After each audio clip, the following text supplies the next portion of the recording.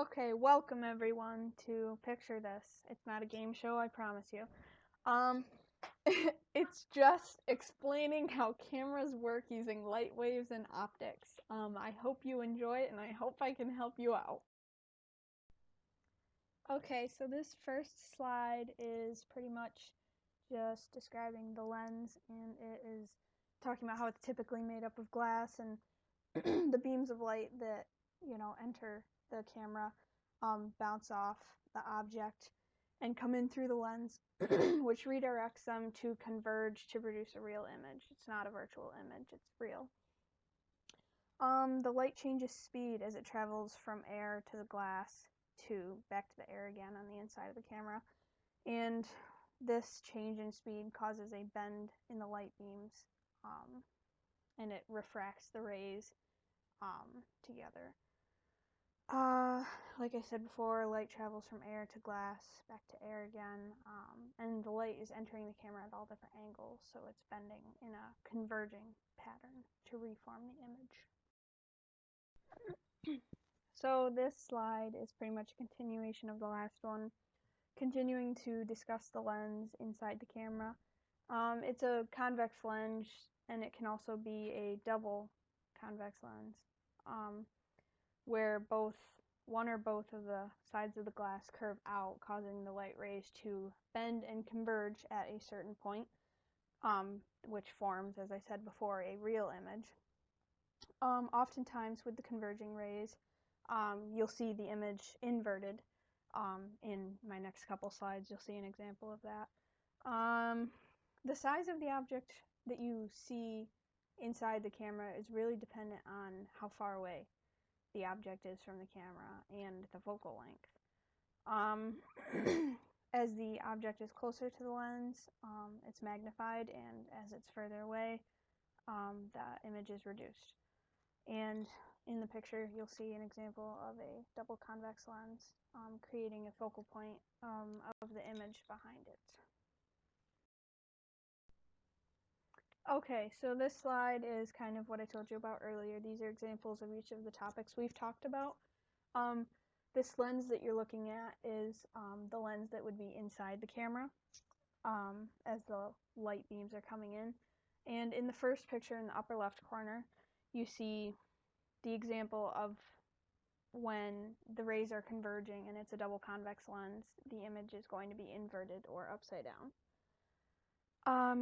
This next picture, you see an example of where the difference between focal length and length from the object to the lens changes the size of the image, where in the first example it shows how the focal length from the image to the lens is larger and the distance from the lens to the object is smaller, which creates a larger image.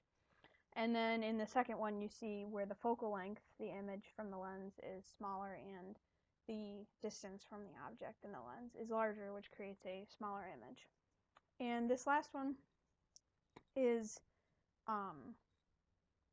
showing kind of how that same idea also affects the clearness of the picture, where the distance between the lens and the film is varied to create kind of a more clear image, where like you see the two areas where it's blurry, that's where the film and the lens were moved and the focal point wasn't in focus.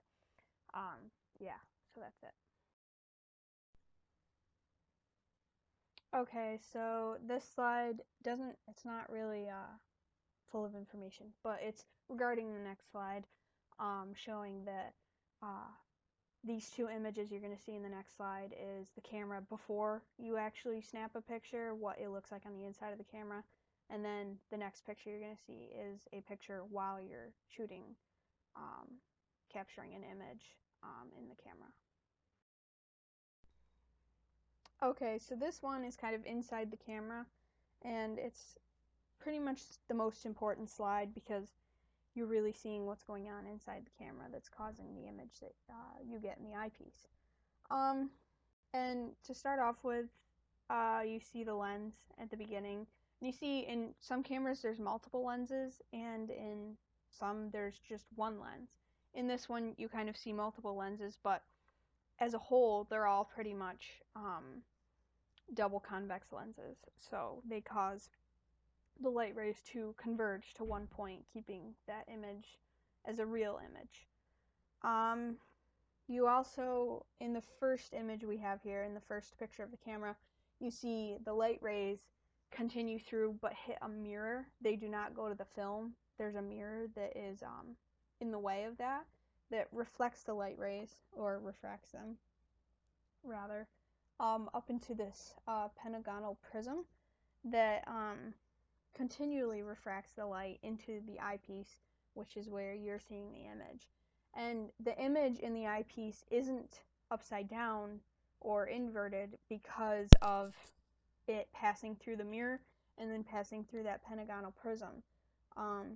It keeps that image kind of erect. And then also, the image in the eyepiece is going to remain smaller than the actual object because that's how it the light rays go through the lenses, is making the image smaller.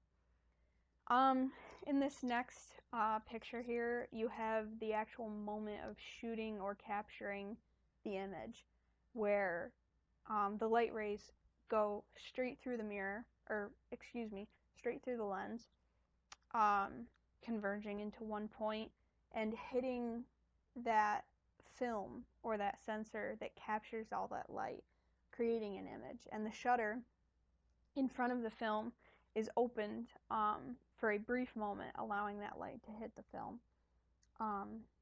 And you know, it's also talked about that in the lens portion there is an aperture that can change diameter in order to that kind of changes the amount of light that's let into the camera to reduce like blemishes or light spots on the image when you see it. Okay, so this slide is kind of just the application of the camera in life, and I'm pretty sure you all pretty much know what a camera is used for, but if you don't, here's a couple of bullet points to help you along the way. Obviously a camera's help to like kind of pause moments. You're able to remember memorable or pivotal moments in your life or someone else's life. And people of all jobs, walks of life can record images or important details about, you know, some, for scientific community, maybe some experiment they're working on, or something historical, in anything in that way. And it's also, camera can also be used for like artistic things, like photography is an artistic job, or even taking pictures and making collages and stuff like that. Anything, pretty much. I mean, you guys know what cameras are used for, so. Okay, so this slide is my fun fact, and it's pretty much self-explanatory if you can read.